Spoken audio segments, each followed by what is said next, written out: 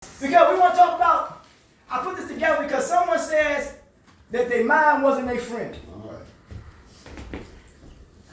That's a hell of a thing when someone says that their mind is not their what? Really their friend. Really it is. And because the mind can play what? Tricks on you, you know. And manipulate you. Yeah. It can. You know, it almost like a trick for a treat. You know, almost like Halloween, like, huh? Here we go, man. When someone with addiction,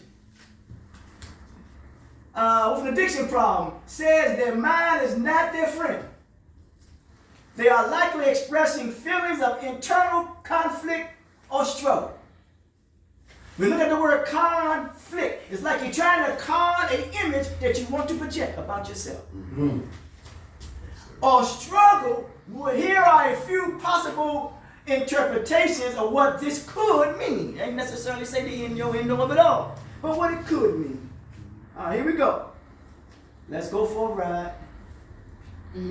Number one, the internal battle, which means something is going on or what?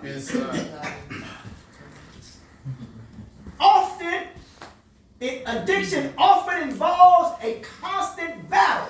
Addiction, man, because it is a what? A disease, right?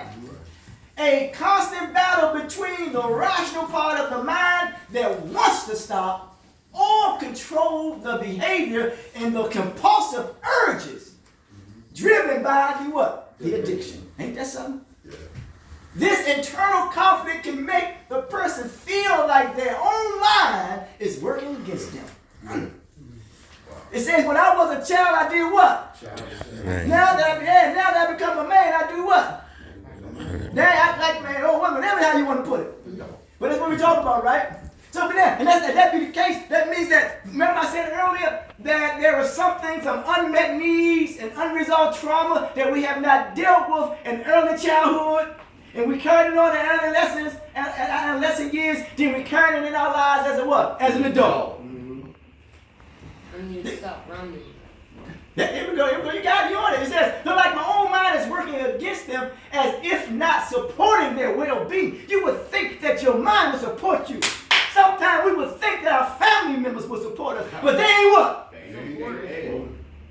And you know that they ain't your what? Then you say they ain't your friend, but yet you must first reconcile the differences with yourself, that you must first become a friend with who? Yourself. We build it. We're against them. As if not supporting their well-being or rational what? Decision making. Here we go. Here we are now. Now we say, and after you understand that, then we're number two. We say loss of what? Control. Addiction can lead to feelings of what? Powerlessness. And Dr. King said that the ghetto is like a domestic colony, always being depleted but never replenished. It's like somebody is perpetuating your powerlessness. Ain't that something? Wow. It's like one of them people who are giving you something to use. They're perpetuating your what? Exploiting your what? Your powerlessness. Taking advantage of it. Powerlessness. And loss of control over your what? Of your thoughts, your actions and impulses. This person may feel like their mind is betraying them by pushing them toward what? Harmful behaviors, despite their best intentions to resist. That's a hell of a struggle, a hell of a battle that you're going through. Even when you're doing your best to resist, but yet you still can't deal with the urge that you have to want to use.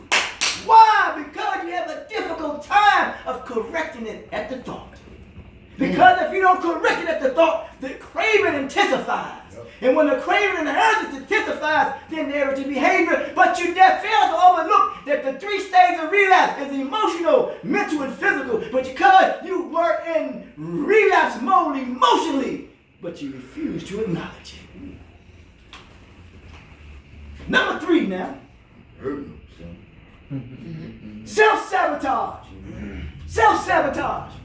Self-sabotage, individuals struggling with addiction may engage. It's almost like you get engaged to self-sabotage behaviors. God damn, who wants to get engaged with self-sabotage behavior? And then you make that to become your bride or your mate.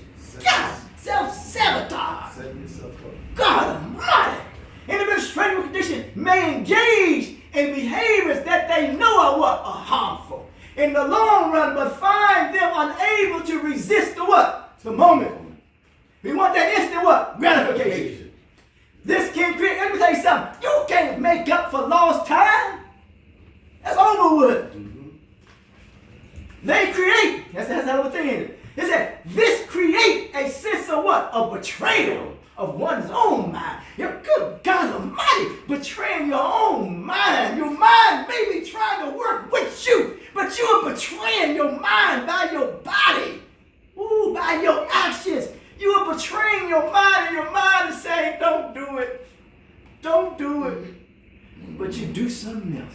And when you do that which you're doing that which is trying to help you, don't you think your mind gonna have some resentment against that? God damn, your own mind is resenting that you ain't even listening to it. Dang. Shit. This creates a sense of betrayal of one's own mind, and it seems to prioritize short-term gratification over long-term well-being. And number 4, finally, shame and guilt. Addiction is often accompanied. Be careful that the company that you what? Keep. That's right.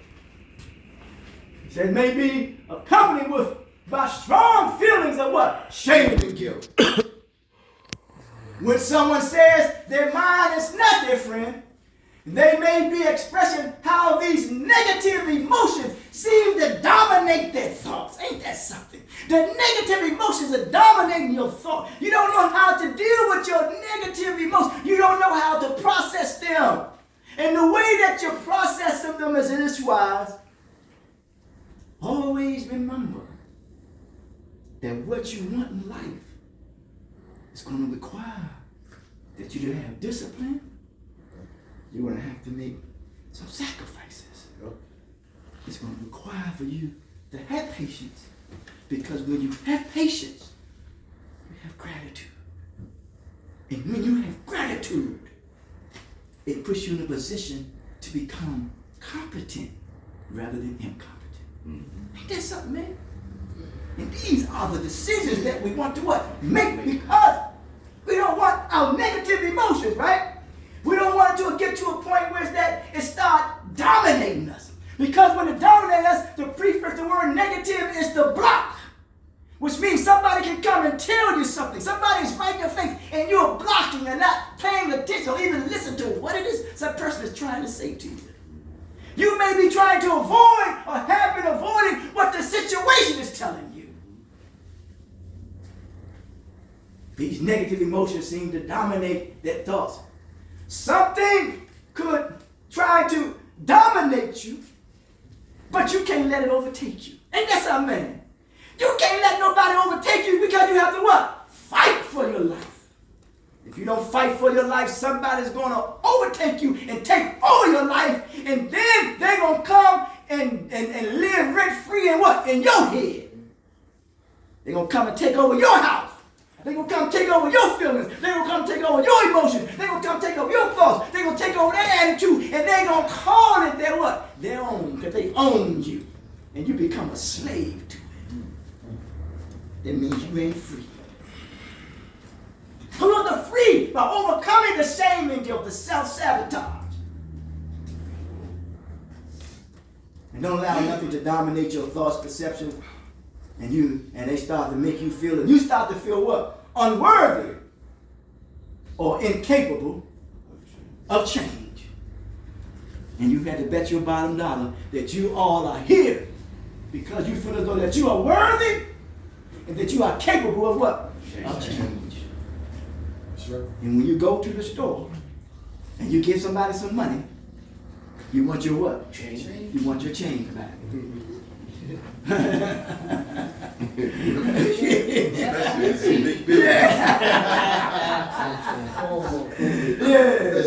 Eternal battle, loss of control, self-sabotage, overcoming I'm terrified shame. of change. Yeah, we'll be all right. I understand.